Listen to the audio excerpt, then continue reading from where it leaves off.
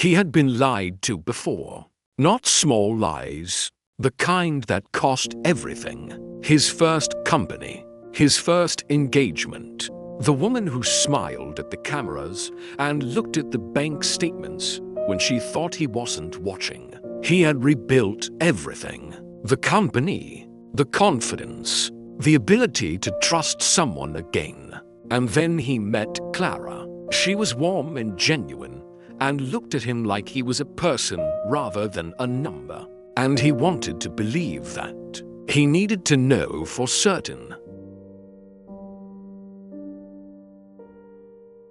So on a Saturday morning, he told her they were going to visit an old friend. He drove to the poorest street in the city. He parked outside a small house with a broken gate and peeling paint and a garden that had given up. He watched her face. She didn't flinch. She didn't hesitate. She didn't reach for her phone to check if there was somewhere better to be. She got out of the car. She knocked on the door. And what happened in the next 2 hours changed everything he thought he knew about why he loved her and about himself. Daniel Ashworth did not tell Clara where they were going. He had told her Saturday morning. Casual clothes, comfortable shoes. She had appeared at his door at 9 exactly, which he had noted. Because Clara was always exactly on time, not early and not late, with the particular precision of someone who respected other people's time because she respected her own. She was wearing jeans and a simple blue top and the particular ease of someone who was comfortable in their own skin regardless of context. "Where are we going?" she said, getting into the car. "To see someone," he said. She looked at him. She had the particular quality of someone who understood when a question was going to be answered on its own schedule and had decided to let it. "All right," she said. He drove. He drove for 40 minutes. Out of the financial district, out of the neighborhoods where they spent most of their time together, through the middle of the city and out the other side, to the part of it that did not appear in the magazines that occasionally featured Daniel Ashworth and his company and his life. He watched her from the corner of his eye. She watched the city change. Not with discomfort, with the particular attention of someone who was looking at something real and finding it worth looking at. She did not reach for her phone. She did not make a comment about the neighborhood. She looked out the window the way she looked at everything, completely, without performing a reaction. He turned onto Garfield Street. The houses here were small and tired, gardens that had been given up on. A broken gate here, a cracked path there, the particular texture of a street that was doing its best with what it had, and had been doing it for a long time. He parked outside number 14. He turned off the engine. He waited. "Whose house is this?" Clara said. "Margaret's," he said. "She worked for my family when I was young. She's 81 now. She lives alone." Clara looked at the house, the broken gate, the peeling paint on the window frames. The curtain in the front room that moved slightly, which meant Margaret had seen the car. "Does she know we're coming?" Clara said. "I called yesterday," he said. Clara opened the car door. She did not wait for him. She walked to the gate, the broken one, the one that required lifting slightly to open, and she lifted it correctly on the first attempt, which meant she had looked at it rather than just trying it. And she walked up the path and knocked on the door with the particular knock of someone who was expected and was announcing themselves without demanding. Daniel sat in the car for a moment. Then he got out and followed her. Margaret Chen was 81 years old and had the particular quality of someone who had spent a long life reading people quickly and had arrived at 81 at a complete impatience with pretension. She opened the door and looked at Clara. Clara smiled, not the social smile, not the smile people produced for elderly relatives of important men, but the real one. The one that reached her eyes before it reached her mouth. "You must be Margaret," she said. "Daniel told me you were remarkable." He understated it. Margaret looked at her for a long moment. Then she looked at Daniel, who was standing on the path. "Come in," she said. "Both of you." The house was small and warm and full of the particular accumulation of a long life.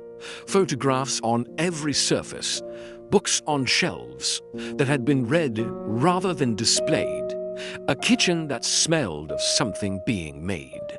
"I was making soup," Margaret said.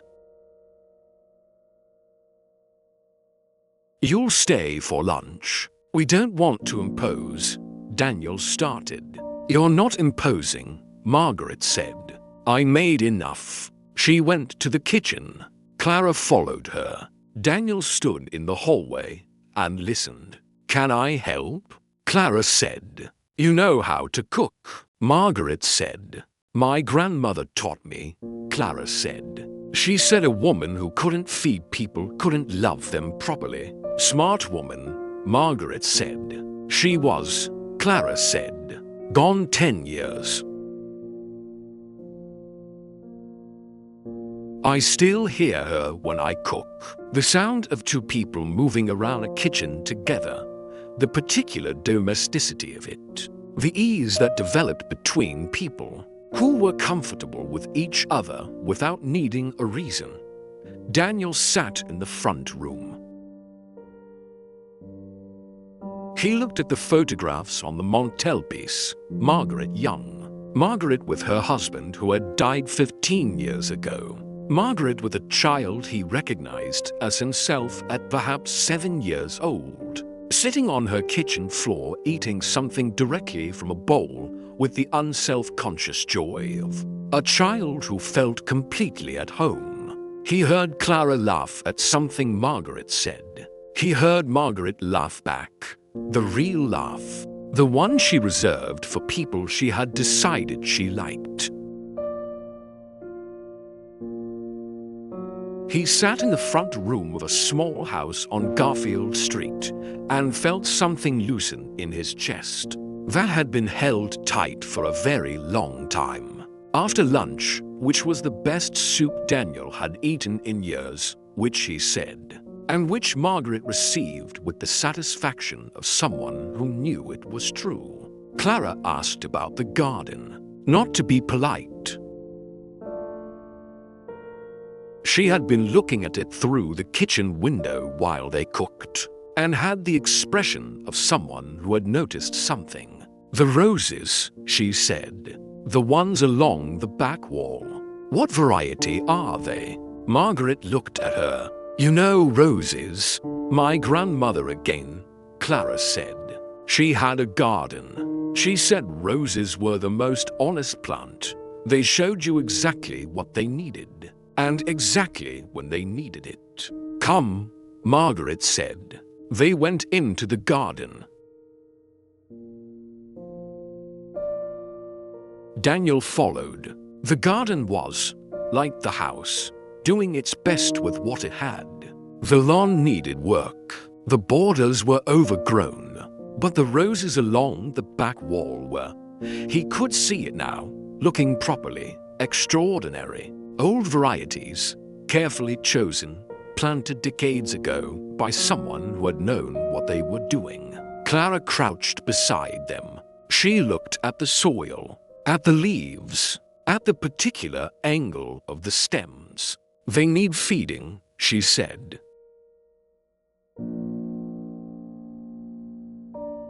And the soil around the base, it's compacted. They're not getting enough water to the roots. She looked at Margaret. Do you have a fork? And any compost? In the shed, Margaret said. Show me, Clara said. She spent an hour in the garden, not performing it, not the careful performance of a wealthy woman doing something good for the optics.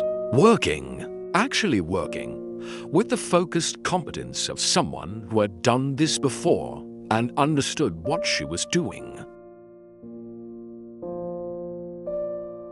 She loosened the soil and fed the roots and pruned the dead growth and talked to Margaret the whole time about the roses, about Margaret's husband who had planted them, about Clara's grandmother, and the garden that no longer existed except in the knowledge it had. Passed on, Daniel sat on the garden step and watched. He thought about the woman who had looked at bank statements when she thought he wasn't watching.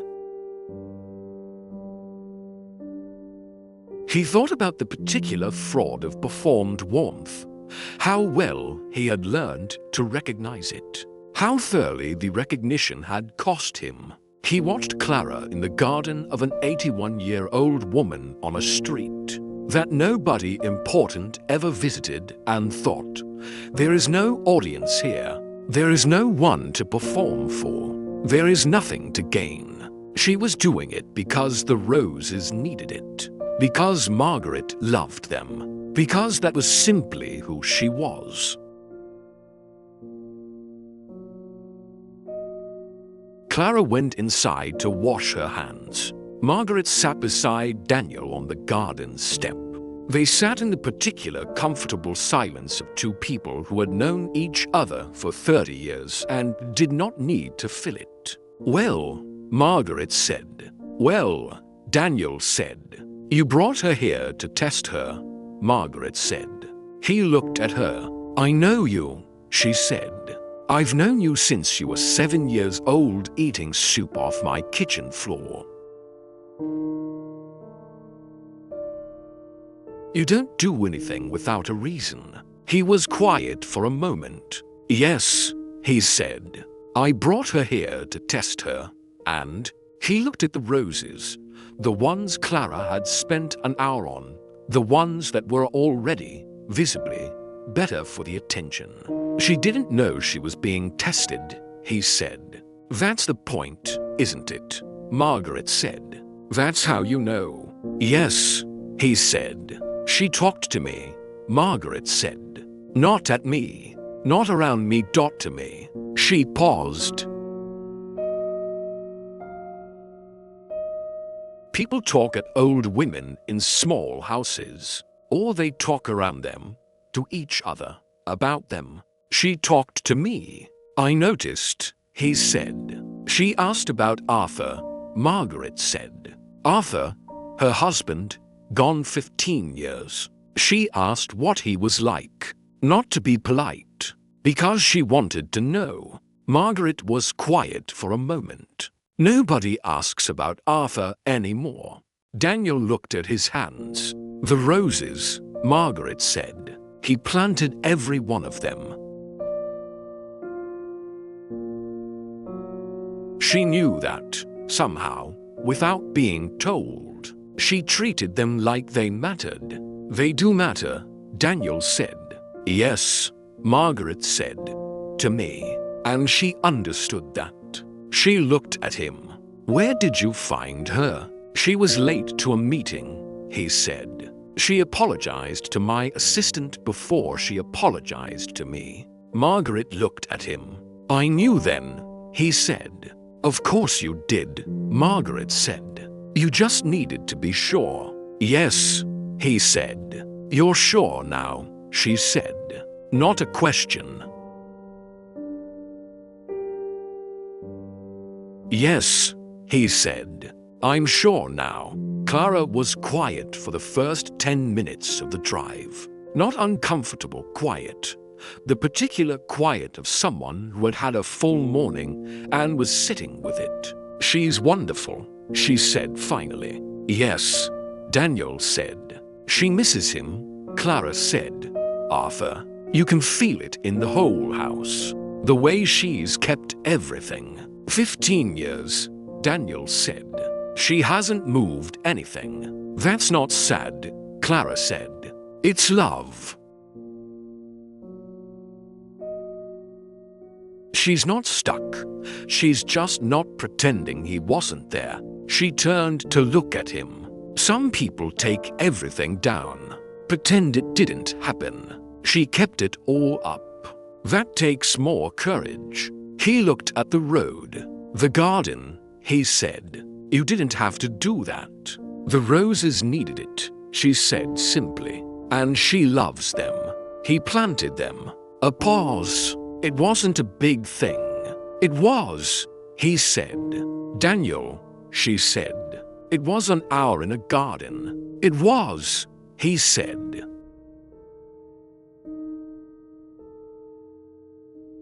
"And you did it because it needed doing, not because anyone was watching." She looked at him. "Were you watching?" she said, not accusatory, genuinely curious. "Yes," he said. "I was watching." "Why?" He kept his eyes on the road. "Because," he said, "I needed to see who you were when there was nothing to gain." She was quiet. "That's a test," she said. "Yes," he said. It was. Another silence. Longer. "Did I pass?" she said.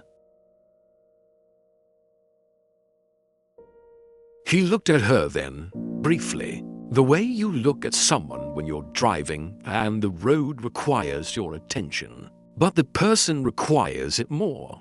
"You weren't taking a test," he said. "That's how I know." She held his gaze for a moment. Then she looked forward. "The gate," she said. "The broken one. It needs a new hinge. The left side. I can see it needs to be lifted because the bottom corner drags. I'll have someone fix it," he said. "I'll tell you what to buy," she said.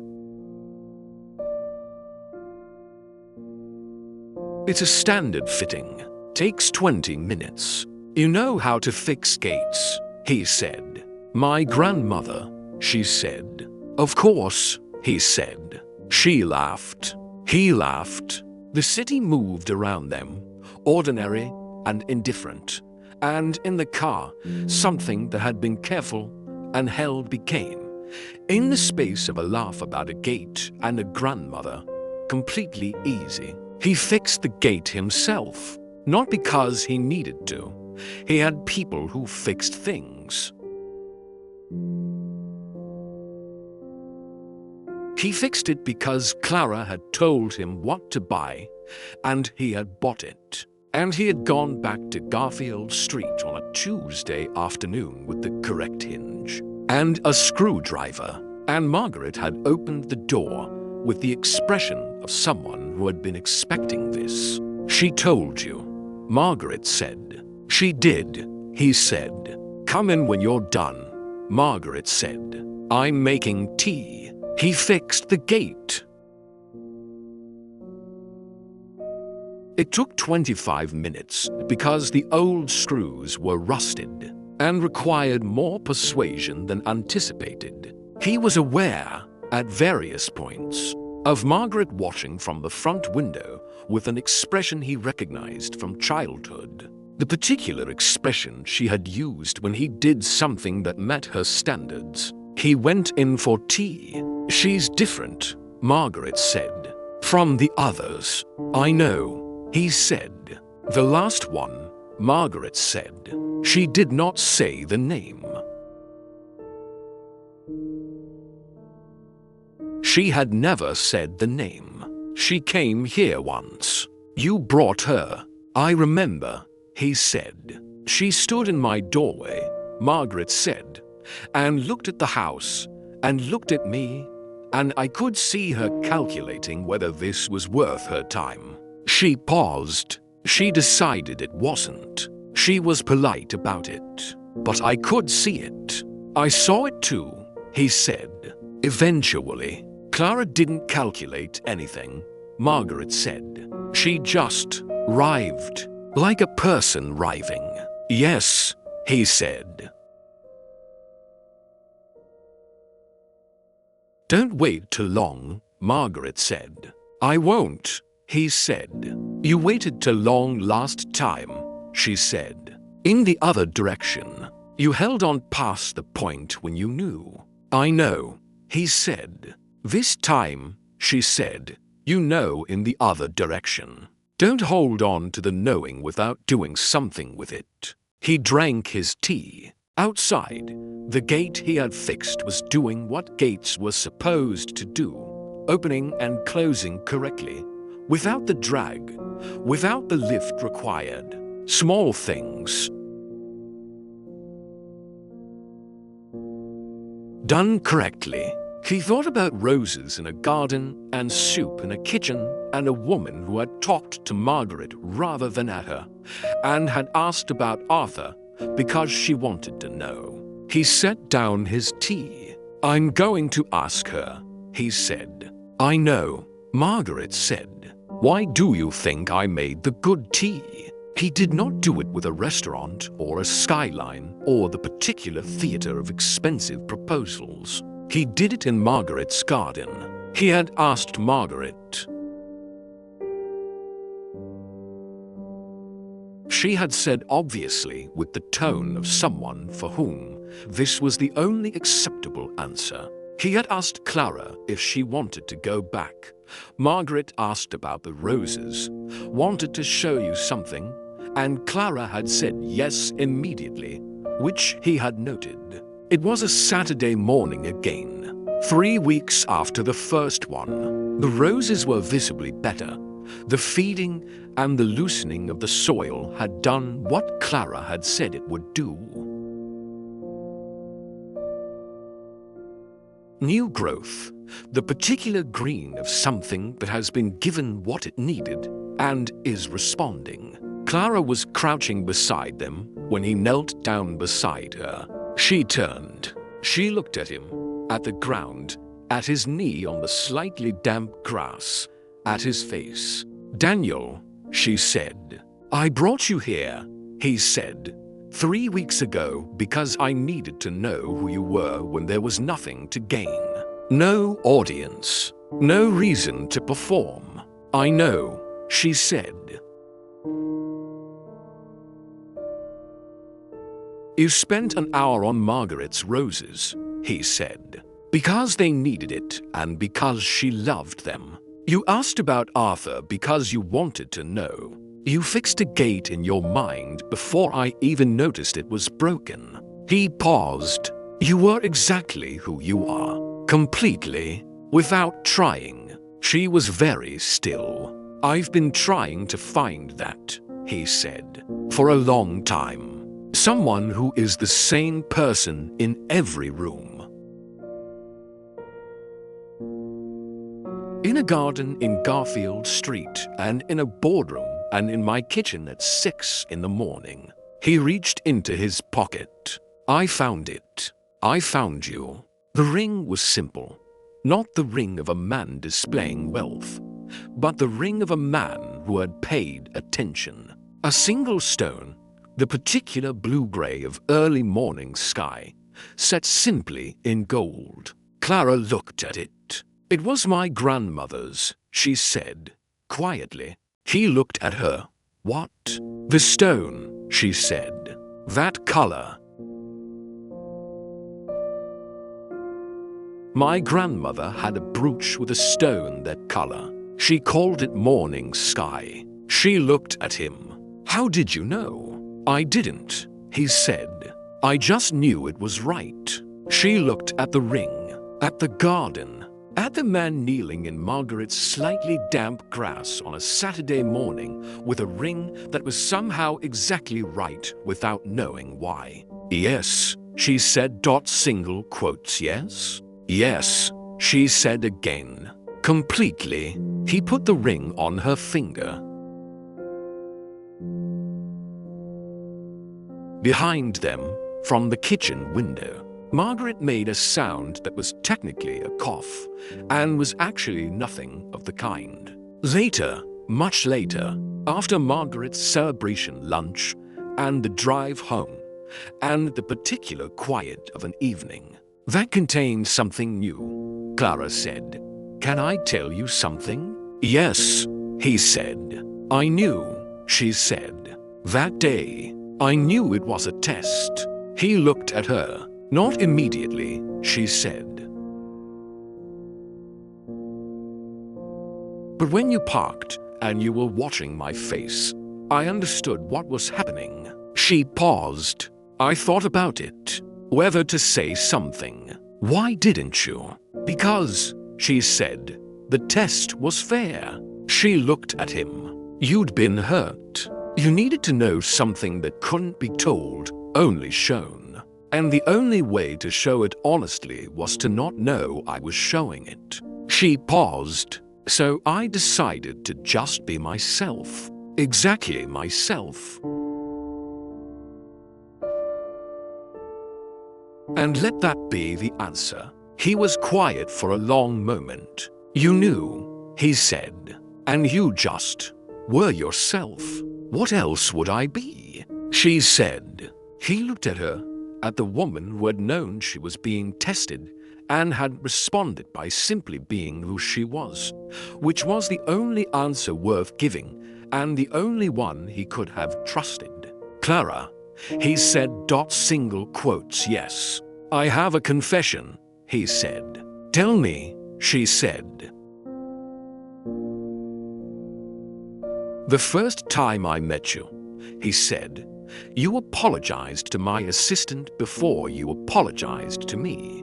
"I was late," she said. She'd been waiting longer. "I know," he said. "I decided then." She looked at him. "You decided what?" "That you were someone worth knowing," he said. "Before I knew anything else about you. Before the garden and the gate and Margaret's roses." He paused. "The test wasn't to find something out. It was to confirm something I already knew." She held his gaze. "That's the most romantic thing you've ever said," she said. "And you said it about being late to a meeting. It's a very specific kind of romantic," he said. "Yes," she said. "It is." She looked at the ring on her finger. "It suits us." "It does," he said.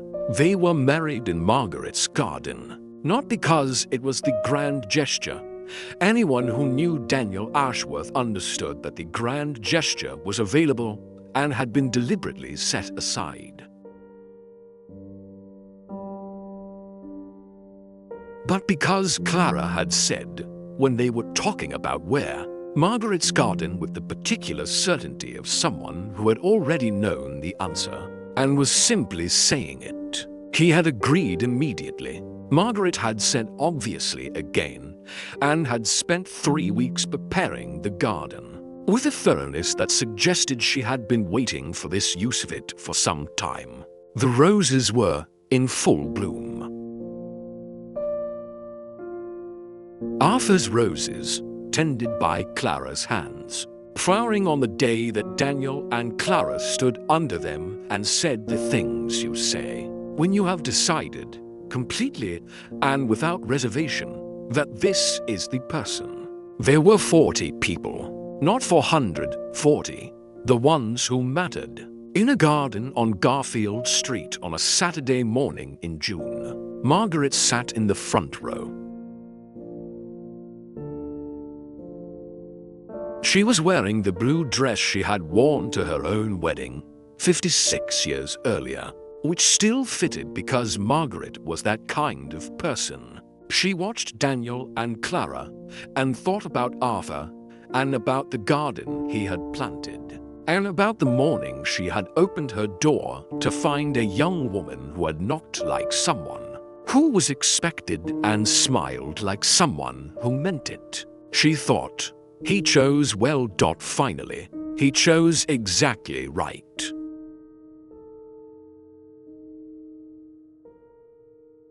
The roses moved in the light June wind. The ceremony was short and honest and completely itself. Afterwards, Clara crouched beside the roses, still in her dress, and checked the soil. "Still good," she said. "Good," Daniel said, standing beside her. "They'll need feeding again in August," she said. "We'll come back in August," he said. "We'll come back before August," she said. "Margaret needs someone to fix the back fence. I noticed it last week." He looked at the back fence. "She was right. I'll get the hinge," he said. "Wrong fix," she said. "It's a post problem. Different solution. Tell me what to buy," he said. "I will," she said. She stood up from the roses. She took his hand. They walked back toward the garden full of people who loved them. In the garden of a woman who had known Daniel since he was 7 years old, under roses planted by a man named Arthur, who had loved his wife for 56 years and had chosen, as his gesture of that love, to plant something that would outlast him. It had.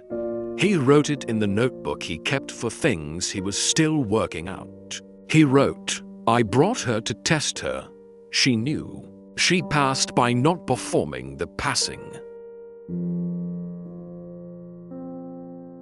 That is the only test worth giving anyone. Not, can you pretend to be good when watched? But, are you the same person when no one is watching? She was. She is. In a garden in Garfield Street, and in a boardroom, and in a kitchen at 6 in the morning. The same person. Completely. I thought I was testing her. She was testing me too. Without telling me. With the same method. She let me be exactly who I was. A man who needed to be sure. Who had been hurt. Who drove to a small house on a poor street and watched to see what happened. She saw all of that. And stayed. The test was not, is she good enough? The test was, are we honest enough to be exactly ourselves in front of each other? We were. We are. That is enough. That is everything. He tested her, she knew. She passed by simply being herself, completely, without performance, in a garden where there was nothing to gain. But the real lesson is not about her. The real lesson is about the test. We spend so much time performing for the people we love, showing them the best version, hiding the real one. The only relationships that last are the ones where both people have seen the real version and stayed. Be the same person in every room. In the grand restaurant and in the broken garden. In the good days and in the days that cost something, the right person won't need the performance. They'll choose the real thing every time.